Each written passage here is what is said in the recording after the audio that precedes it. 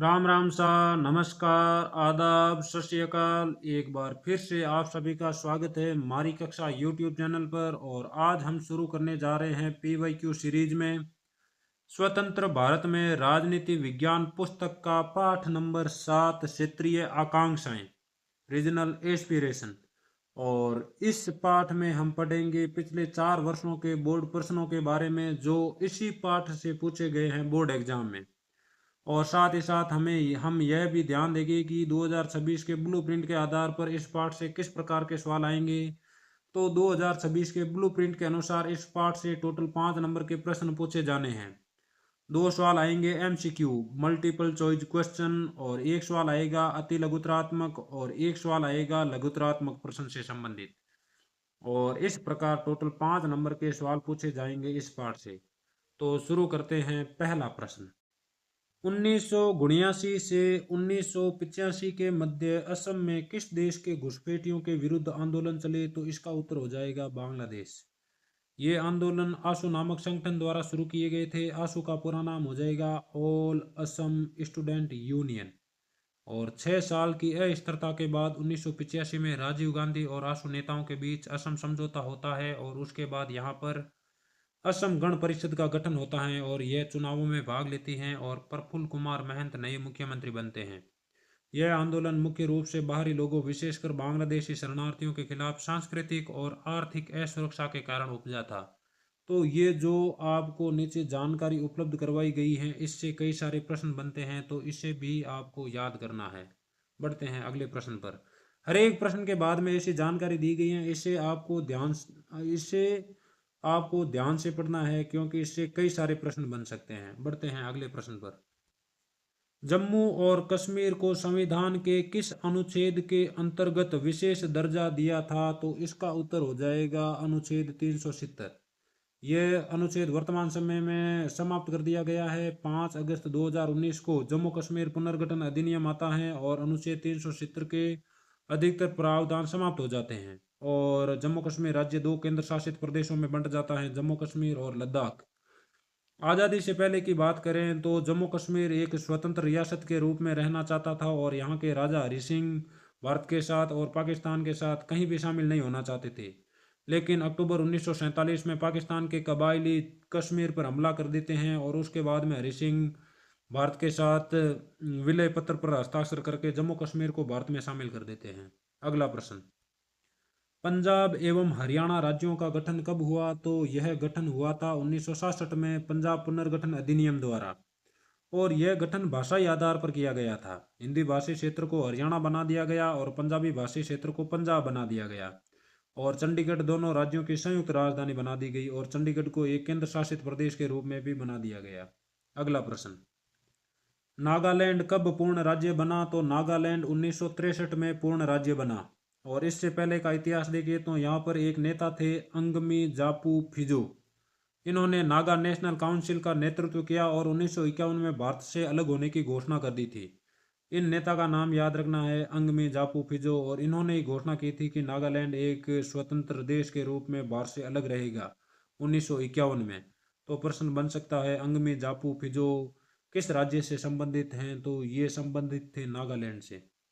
अगला प्रश्न, आसू छात्र संगठन किस राज्य में सक्रिय है? तो इसका उत्तर हो जाएगा असम।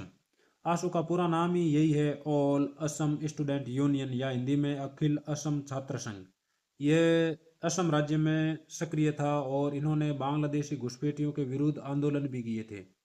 अगला प्रश्न देखिए, 5 अगस्त 2019 को जम्मू कश्मीर पुनर्गठन अधिनियम 2019 द्वारा अनुच्छेद खाली जगह को समाप्त कर दिया गया। तो इसका उत्तर हो जाएगा अनुच्छेद 370। तो अनुच्छेद 370 के साथ साथ 35 ए भी निष्प्रभावी हो गया था, यानी एक और अनुच्छेद था अनुच्छेद 35 ए। इसके बारे में भी आपको ध्यान रखना है, जो यहाँ के निवासियों को विशेष अधिकार देता था। और इस निर्णय के बाद जम्मू कश्मीर में एक देश एक संविधान और एक निशान पूर्ण रूप से लागू हो गया। यानी इससे पहले जम्मू कश्मीर का खुद का एक अलग संविधान था और खुद का एक अलग झंडा था, और इसके बाद में यह सब कुछ समाप्त हो गया और पूरे देश के साथ जम्मू कश्मीर का विलय हो गया। उसके बाद में देखिए अगला प्रश्न, नागालैंड को राज्य का दर्जा खाली जगह में मिला? तो इसका उत्तर हो जाएगा 1963। इसके बारे में हमने पिछले प्रश्न में भी चर्चा की है। अगला प्रश्न है, जम्मू कश्मीर के हिंदू शासक का क्या नाम था? तो इनका नाम था हरि सिंह, जिन्होंने अक्टूबर 1947 में भारत के साथ विलय पत्र पर हस्ताक्षर किए थे। हरि सिंह शुरुआत में अपनी रियासत को आज़ाद रखना चाहते थे, न वे तो भारत में मिलना चाहते थे और न ही पाकिस्तान में। और अक्टूबर 1947 में पाकिस्तान प्रायोजित कबायली हमले के बाद उन्होंने भारत से मदद मांगी और विलय पत्र पर हस्ताक्षर कर जम्मू कश्मीर को भारत में शामिल कर दिया। अगला प्रश्न, अगला है सुमेलित कीजिए। तो सबसे पहले है ऑपरेशन ब्लू स्टार। तो यह हुआ था पंजाब में जून 1984 में स्वर्ण मंदिर अमृतसर में उग्रवादियों के खिलाफ की गई सैन्य कार्रवाई इन आपा किया करा ऑपरेशन ब्लू स्टार। आगे है लाल डेंगा। लाल डेंगा संबंधित है मिजोरम से और इन्होंने मिजो नेशनल फ्रंट बनाया था और 2 दशक तक सशस्त्र संघर्ष किया और 1986 में समझौते के बाद मिजोरम के मुख्यमंत्री बने। उसके बाद में है अंगमी जापू फिजो। ये हैं नागालैंड से संबंधित और नागा विद्रोह के जनक और एनएनसी के नेता, जिन्होंने 1951 में नागालैंड को एक स्वतंत्र देश बनाने की भी कोशिश की थी। तो ध्यान रखना है लाल डेंगा का नाम भी, ये तो है मिजोरम से, और अंगमी जापू फिजो ये संबंधित है नागालैंड से। प्रश्न पूछ सकते हैं लाल डेंगा किस राज्य से संबंधित है या अंगमी जापू फिजो किस राज्य से संबंधित है। अगला प्रश्न, उत्तर हर दिन बढ़ता जाए, दक्षिण दिन दिन घटता जाए, यह लोकप्रिय नारा किस आंदोलन का था? तो यह नारा था द्रविड़ आंदोलन का। और इस आंदोलन के प्रमुख नेता थे ईवी रामास्वामी नायकर, जिन्हें पेरियार के नाम से भी जाना जाता है। और यह आंदोलन ब्राह्मणवाद का विरोध करता था और उत्तर भारतीय वर्चस्व का भी विरोध करता था। यानी उस समय भारत में राजनीतिक और आर्थिक और सांस्कृतिक रूप से उत्तर भारत का बोलबाला था, तो इस वजह से यह आंदोलन चलाया गया था द्रविड़ आंदोलन।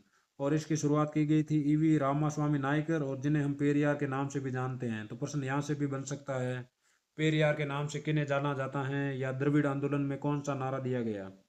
उसके बाद में आगे देखो, और इसी आंदोलन से द्रविड़ कड़गम और द्रविड़ मुनेत्र कड़गम का उदय हुआ था। यानी ये दो नई पार्टियां बनी थी, द्रविड़ कड़गम और द्रविड़ मुनेत्र कड़गम। प्रश्न ये भी बन सकता है, तमिलनाडु की दो पार्टियों के नाम लिखिए। तो द्रविड़ कड़गम और द्रविड़ मुनेत्र कड़गम। अगला प्रश्न, द्रविड़ आंदोलन के प्रणेता कौन थे? तो इसके बारे में हमने ऊपर पढ़ा है, ईवी रामास्वामी नायकर, जिन्हें हम पेरियार के नाम से जानते हैं, और इन्हें ही द्रविड़ आंदोलन का प्रणेता माना जाता है। पेरियार नाम याद रखना है, पेरियार मतलब ईवी रामास्वामी नायकर, पेरियार। अगला प्रश्न है, भारतीय भूभाग में किस क्षेत्र को सात बहनों या सेवन सिस्टर का भाग कहा जाता है? तो पूर्वोत्तर भारत के 7 राज्यों को सात बहनें कहा जाता है। और इसमें कौन कौन से राज्य है? असम, अरुणाचल प्रदेश, मणिपुर, मेघालय, मिजोरम, नागालैंड और त्रिपुरा।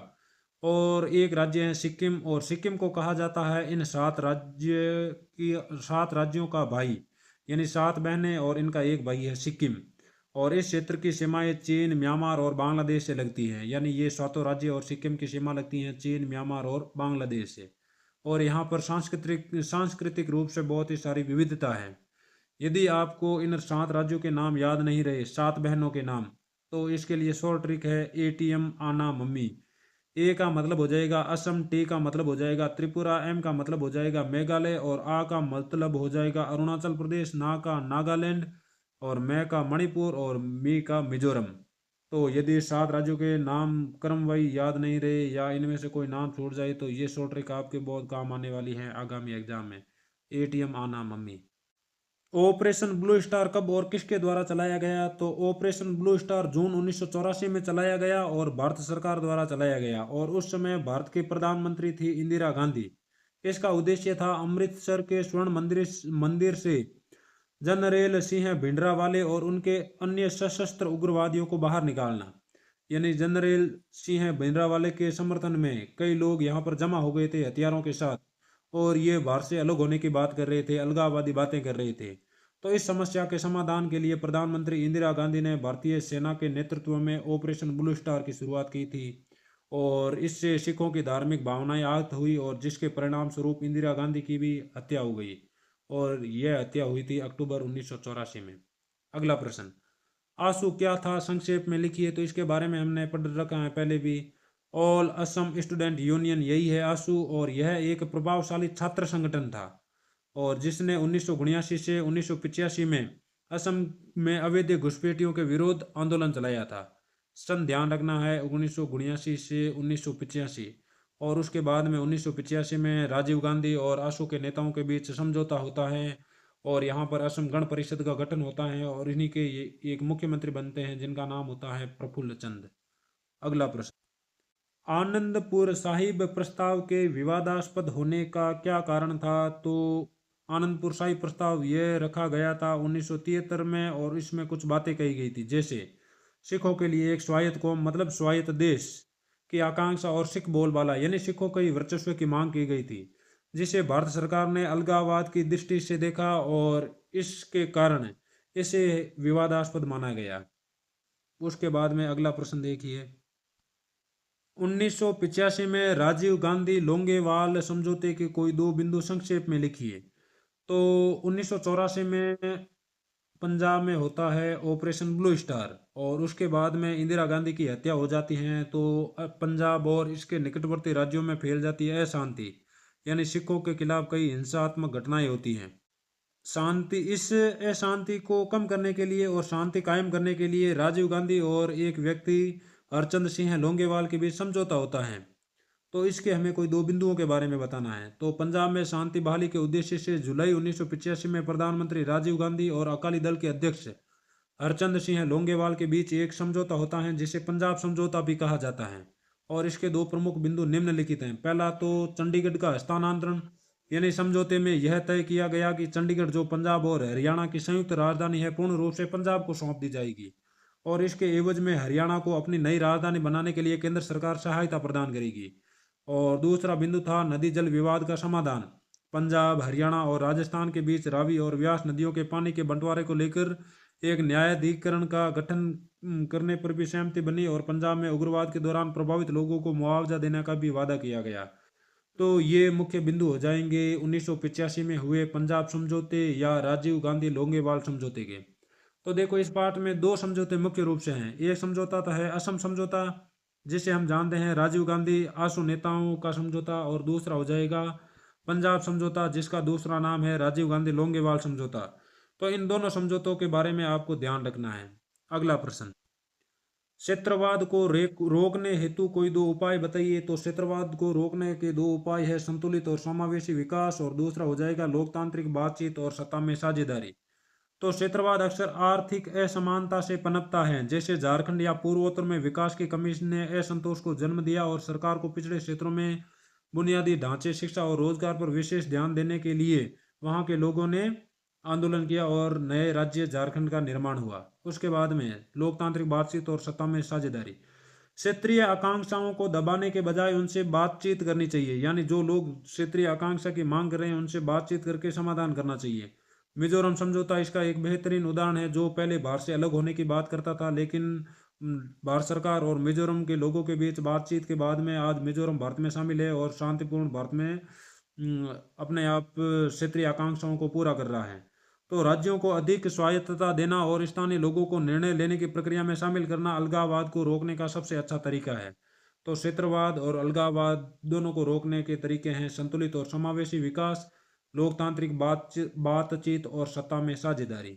अगला प्रश्न देखिए, भारत में सिक्किम के विलय के घटनाक्रम की विवेचना कीजिए, यानी किस प्रकार सिक्किम का विलय भारत में हुआ इसके बारे में बताना है। तो आज़ादी के समय सिक्किम भारत का हिस्सा नहीं था, यह एक संरक्षित राज्य था जहां चोग्याल राजा का शासन था।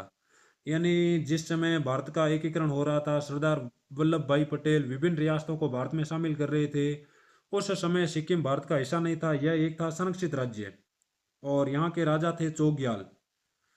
और उसके बाद में क्या क्या घटनाक्रम होती हैं उसके बारे में देखिए। सबसे पहले तो है जनता का असंतोष। सिक्किम की बहुसंख्यक आबादी थी नेपाली और चोग्याल के शासन से खुश नहीं थी। उन्हें लगता था कि एक छोटा अल्पसंख्यक वर्ग उन पर राज कर रहा है। उन्होंने लोकतंत्र और भारत के साथ जुड़ने के लिए आंदोलन चलाया। उसके बाद में दूसरा घटनाक्रम है संवैधानिक प्रक्रिया 1974-75। 1974 में सिक्किम विधानसभा के चुनाव हुए और जिसमें सिक्किम कांग्रेस ने भारी जीत हासिल की और पहले सिक्किम सह प्रांत बना। फिर अप्रैल 1975 में विधानसभा ने पूर्ण विलय का प्रस्ताव पारित कर दिया, यानी सिक्किम कांग्रेस ने ही शुरुआत की थी सिक्किम की भारत में विलय करने की। उसके बाद में आगे देखिए जनमत संग्रह। तो विधानसभा ने जब प्रस्ताव पारित किया तो इसके बाद सिक्किम में होता है जन्म संग्रह, यानी सभी आम लोगों से वोटिंग करवाई जाती है कि वे भारत में शामिल होना चाहते हैं या सिक्किम नाम का एक अलग देश ही रहना चाहते हैं। तो जिसमें जनता ने भारी बहुमत से भारत में विलय का समर्थन किया है, यानी यहाँ के लोगों ने कह दिया कि हम भारत में शामिल होना चाहते हैं। और इस प्रकार 1975 में सिक्किम भारत का 22वां राज्य बन गया। अगला प्रश्न है निबंधात्मक प्रश्न, और इस बार निबंधात्मक प्रश्न नहीं आएगा, फिर भी आप इस प्रश्न को देख सकते हैं।